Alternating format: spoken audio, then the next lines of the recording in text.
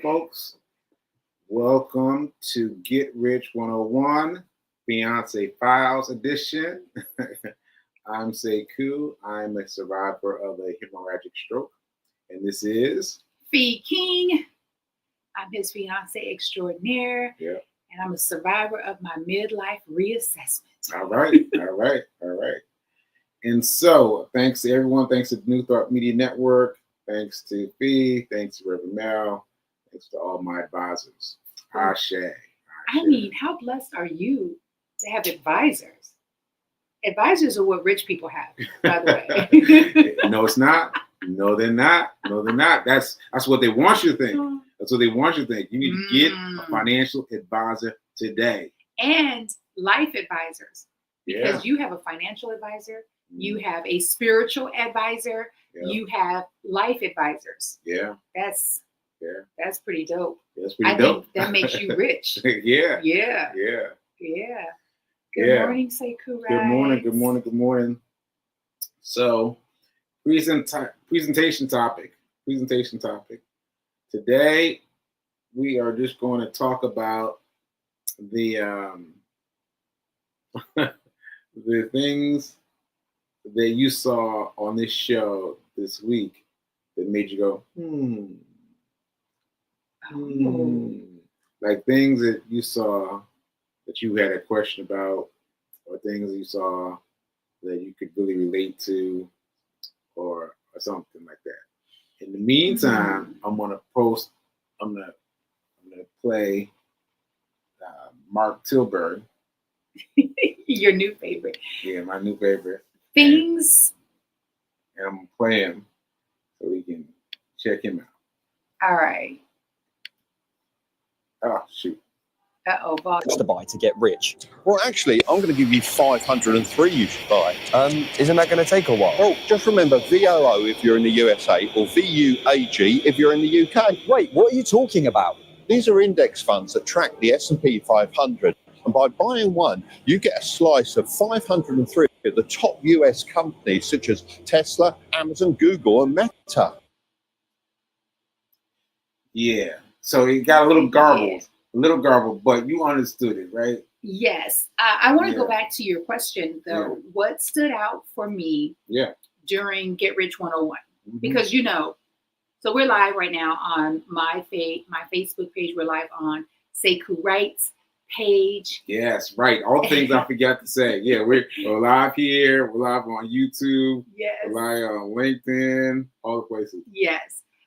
Couple things that really stood out to me was yesterday's conversation between you and Rev Melissa. The conversations around money are becoming more and more interesting to me and understandable to me. There was a time when it was as if someone was speaking Mandarin. Simple terms like return on investment, stocks, yield, mutual funds. Because of that, it's helping me to become more comfortable and confident in having these conversations and just asking questions. So yesterday, after you and Rev Melissa were on Get Rich 101, you two were talking about someone being fearful during this Trump presidency, right? And decided to sell all of her stock. She pulled everything out because she feels like because of the current climate in this country, she's going to lose all of her money. We personally feel very different about that.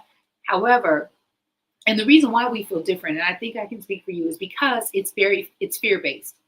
And so there's no judgment. People can do whatever makes them comfortable or makes you uncomfortable. I think the more that I step into that uncomfortable space, the more I find I grow and my trust barometer increases and things tend to work out. So because of the conversation you had with Rev Melissa about that, pulling your stocks out, selling your stocks, fearful about the presidency, not understanding that when you invest in stocks, it's the long term gain. Like it's your retirement. And if you're in your 20s or 30s, maybe it's your pre-retirement. Maybe you're using it to amass a lump sum of money so that you can pull that out and invest it in something else. So I called my insurance agent, Darville Williams, because I have a limited amount of knowledge about the benefit of a whole life insurance policy being a retirement vehicle. Sekou and I are also learning, because he has a class tonight, about other types of insurance that you can use as a investment vehicle, right? So part of your premium will go to investing in stocks. So my insurance agent and I, we were talking about mutual funds, ETFs, and index funds. And those terms I would not be familiar with or comfortable with if it were not for Mr. Get Rich 101. All right, Ashe. Yeah,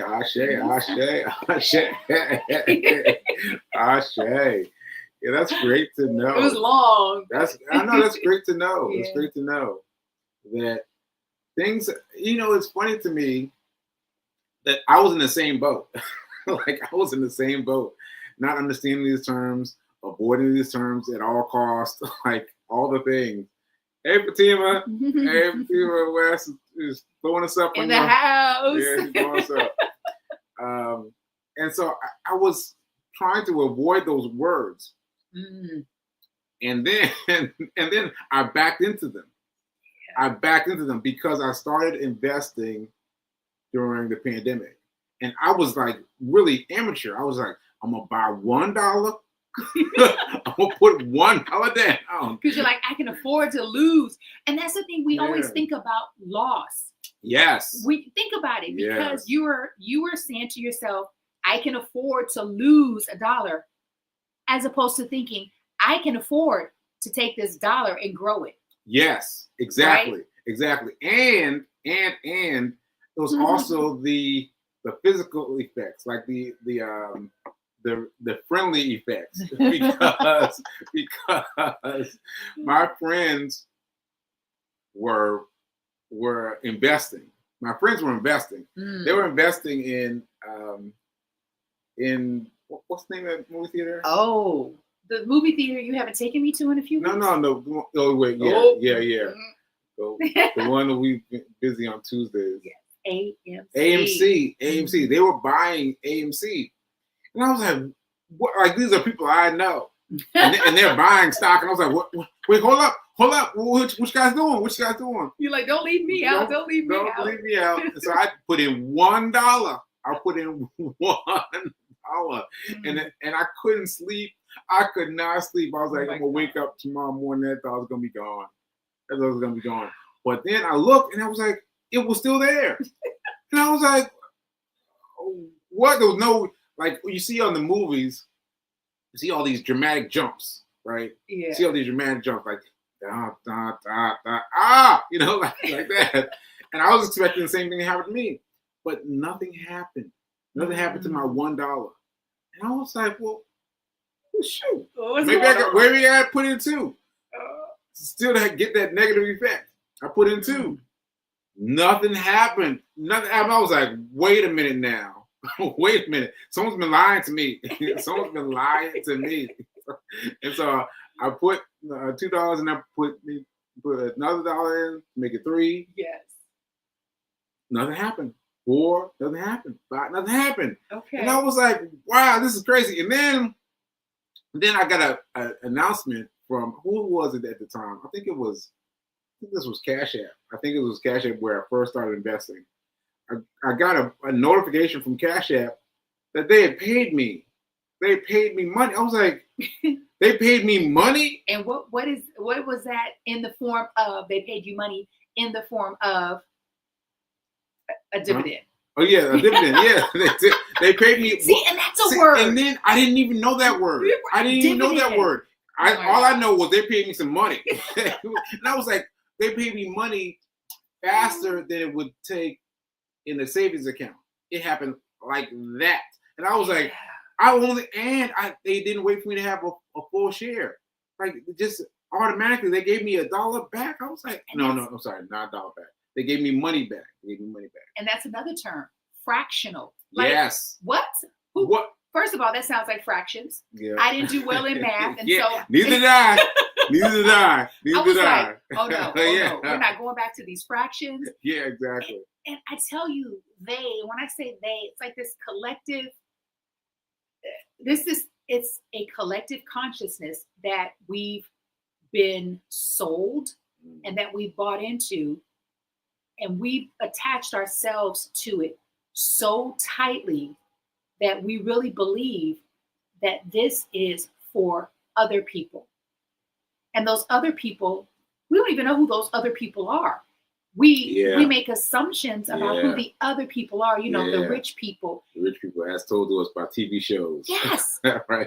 I remember when I was doing Uber in Baltimore, and you had just started introducing me to the language. And I think that's a good place to start when you teach your workshops, is just to introduce people to the language so that they can practice and do their own research and get comfortable with the language, because the language in and of itself can be very intimidating. I'm driving this young kid, early 20s, and we're talking, as I typically do with my passengers.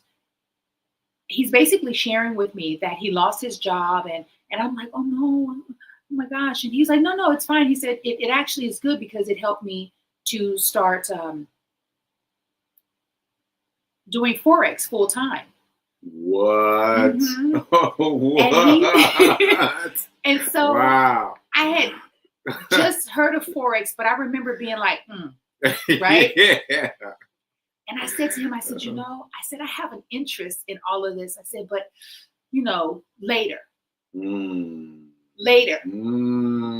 Because, and even though I knew better, because I know that today is not even promised, but I was like, I said, but can I get your number? Are you interested in teaching? He was like, I'd love to. What? He said, as a matter of fact, I got my mom involved in Forex. He said, so now I make more money doing Forex than what? And do you know? I know. What? I know. Tell me more. And I literally, when I dropped him off at his location, we just sat in the car for a few extra minutes and talked. And this was a young Caucasian kid. When you look at him, you would think, just based on how he was dressed, that this is a young kid who works at Taco Bell. Right? Because that's what we do. We judge people based on how they look, how they present themselves. He was so nice and so giving, and he gave me his number. I never called. Oh, no, you didn't. No, you didn't. I never called. You know why? Why? Because I kept convincing myself.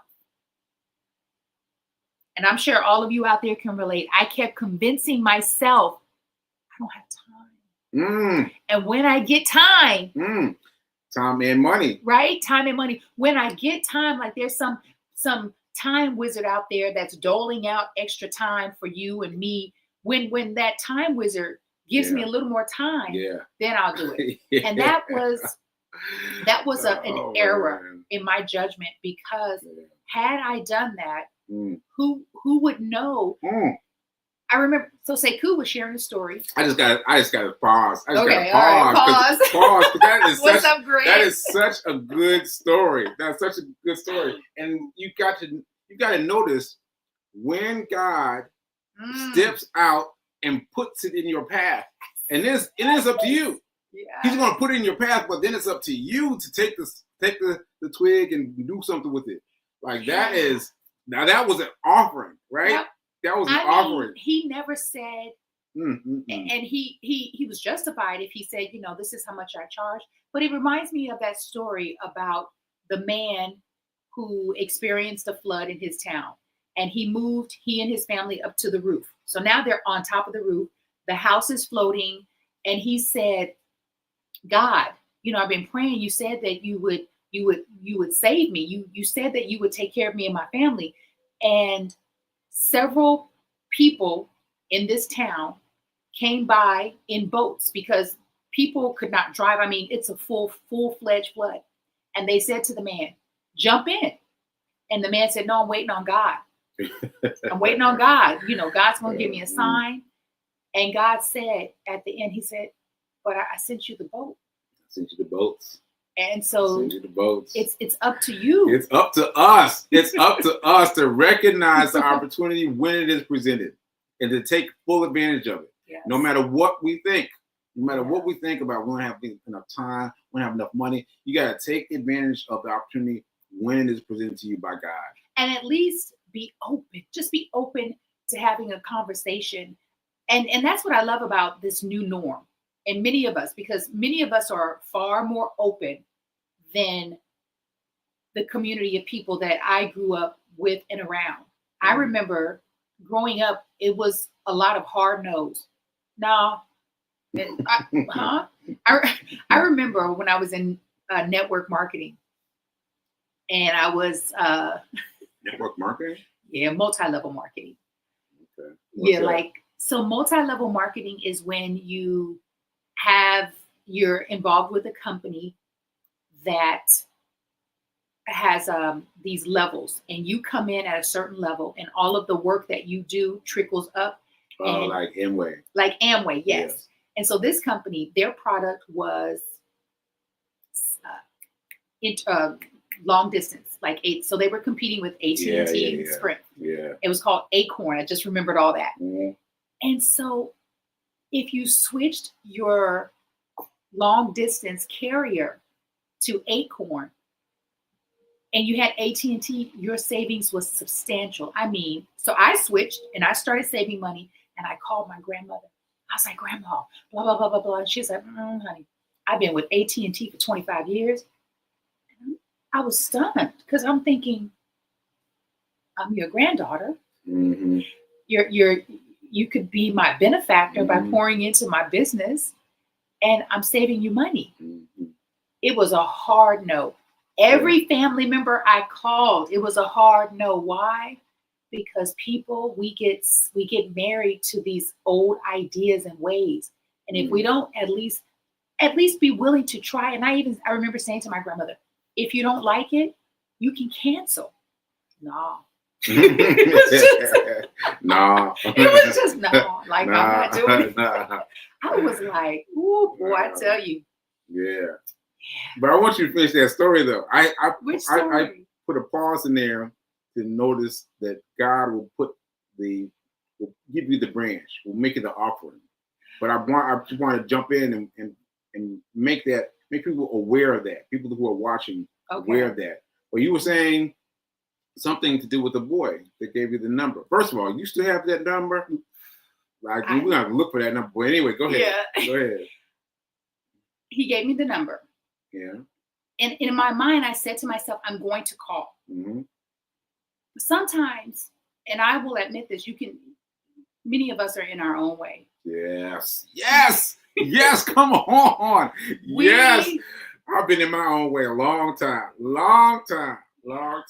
I think there's another way to frame that is there were times when I was in my way. Because I don't believe you are in your way today. Oh no. Yeah. Not today. Yeah. Today I'm on it. Yeah. I'm on it today. Today I'm on it. And so I had intentions on calling him. Mm-hmm. And this is why I was in my own way. I was, and I mean, when I tell you God was giving me signs. You can see him clearly in retrospect, right? At the time I could as well. There were times when I was just like, I would pull over doing Uber and I would just cry because I'm like, no. Oh my God, why? And I would apologize to God. I'm like, why won't I? I remember getting a tip, and you were the first person I called. I got a crazy $770 something. Can we just pause for that amount? The $700 in cash.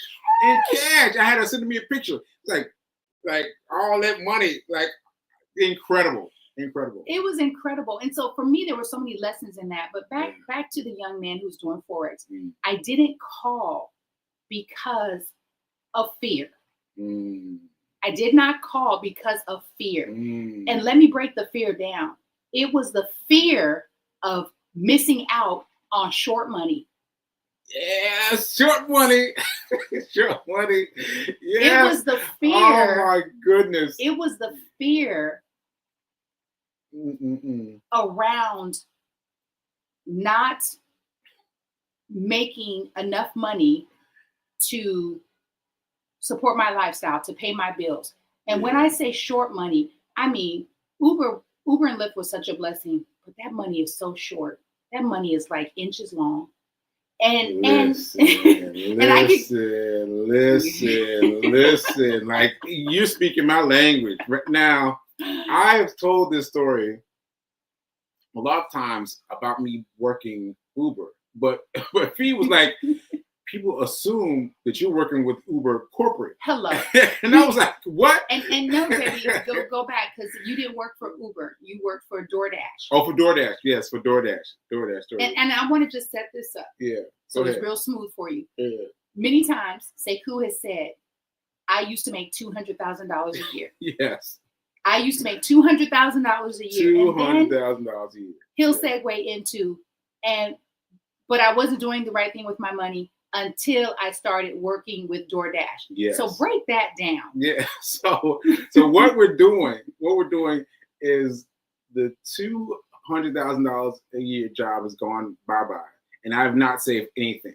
I thought about it. I looked things up, but I didn't do anything. And I want to interject, because he didn't work for a company who paid him $200,000 a year. That's the thing. Yeah. He's always been an entrepreneur. Yeah. And so this is a company that he built from scratch. Yeah. I think that's so important. And I think, and I've been sharing this on social media, we need to brag more about our accomplishments and achievements. We got to brag. We have to share with people who we are, what we do, and what we're capable of. Take it away. Take it away. So then I started doing DoorDash. And what I mean by doing DoorDash is what everybody means. I mean, I was running out here, going to restaurant A, and carrying the food to person B. Like, I was doing that. I wasn't doing nothing corporate. I wasn't doing anything high level. I was like, I need some money. Let me go ahead and deliver this food. And I had some moments like you. I had some moments where I was like, I don't know what I'm doing here, right? What am I doing? But then I would keep on going. But after the stroke, I tried to do DoorDash. I tried to do DoorDash again, because before DoorDash, I got in a habit with DoorDash. You got into a habit of delivering before I had the stroke. I was doing it, right? And then I tried to come back to it after a long time of learning how to walk, learning how to talk, learning how to do anything, right? And I tried to do it, and there were two things happening. One, I couldn't do it physically. Like, I could do it, but it was painful for me to rush the same way I was rushing before. So I was trying to walk through the streets of New York, and I was walking, mind you, not a car, not a bicycle, not a scooter. I was walking, and I was hurting. I was like, and so there was that pain, right? Yeah. And that was like, all right, that's enough. The other thing that I noticed, I'll never forget this. I was walking across town to make this delivery, and I was looking at the people walking next to me, and I was looking at how unaffected they were. Just unaffected. They were just like watching, chilling. I like that. Just chilling. And I'm walking next to them, walking fast, so trying to catch the light, trying to go. And they were just like languishing. And I was like, it was the difference. I saw the difference that time. And I was like, all right, let me drop this food off. And I dropped the food off, and it was a smoothie. And I looked, and that smoothie was melted down to nothing because I had taken too long. That smoothie was down to zero. I was like, I put it down, and then I went into the stair shaft. The stair shaft? Yeah. The stairwell of the building before I clicked the button to say your food is here, so that I could hide. So I could hide, and they couldn't see me. And then I sat down in the stairwell. I sat down in the stairwell because my body was hurting. My body was hurting, and I had to just sit there for a minute. Just sit there. Yeah. And I didn't deliver the food on time. And then I was like, that's it. Like, this ain't the way. That's it. Yeah. That was it for me because, I just couldn't take it anymore. Yeah. And that's when I started thinking, all right, how can I get to be one of these slow walkers? How can I get to be one of these slow walkers? One of these walkers that's not worried about time. Not worried about time, just relaxed walking. And that's when I started really studying money and really looking for money out there. And that's because you were open. And I was forced to be open. I was forced to be open. Well, but God presented that opportunity for you. Yeah. God presented many opportunities before then that I skipped. Yes, me too. All of us. Yeah. And I think it's because there's a lesson in all of it. Yeah. There's a lesson. That's a great story. And this is the thing, y'all. For y'all who've been rocking with us, he's not gonna like what I'm about to say, but it's the truth. For you all who've been rocking with us for a minute, I learned things about this guy during Fiance Files, during Get Rich 101. Me too, though. Me too. I learned definitely. Yeah.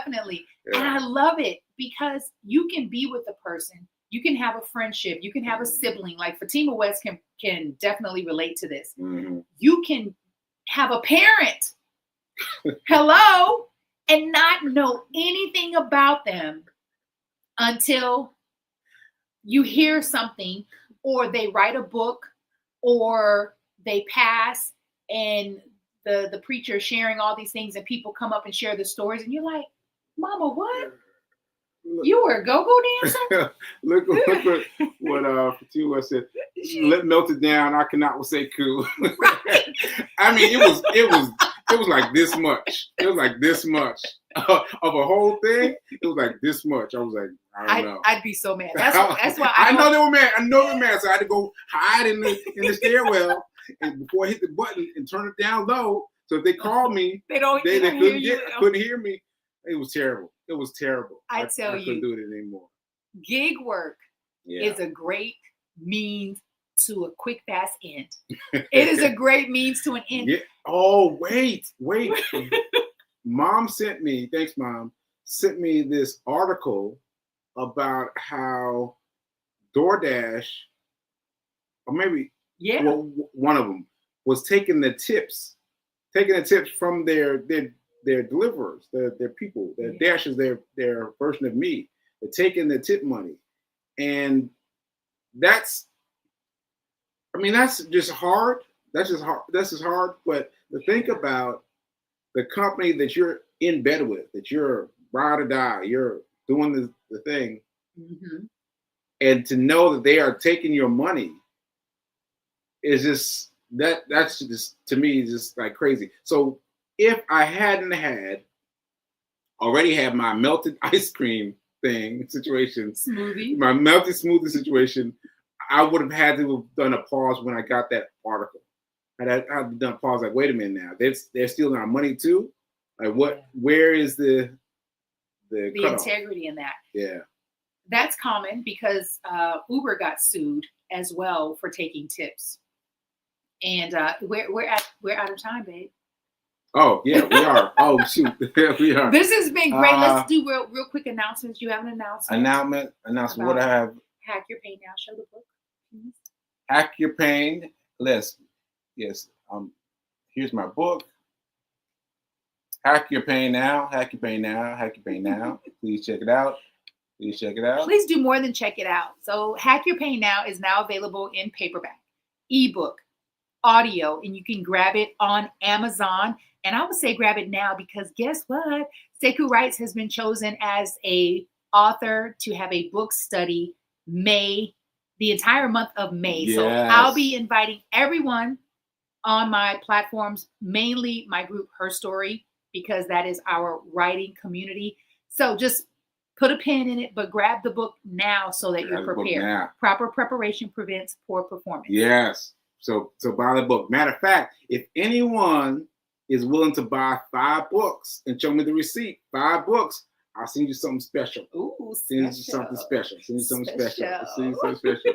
All right, folks. I will see you later. Now is better than perfect. So do it now. Do it now. Now. Do it now. Don't wait for it to be shiny and brand new and perfect and even. Just do it. Jump in now. Just do it. Ashe. Ashe. Like I jumped into that smoothie. Later. Peace.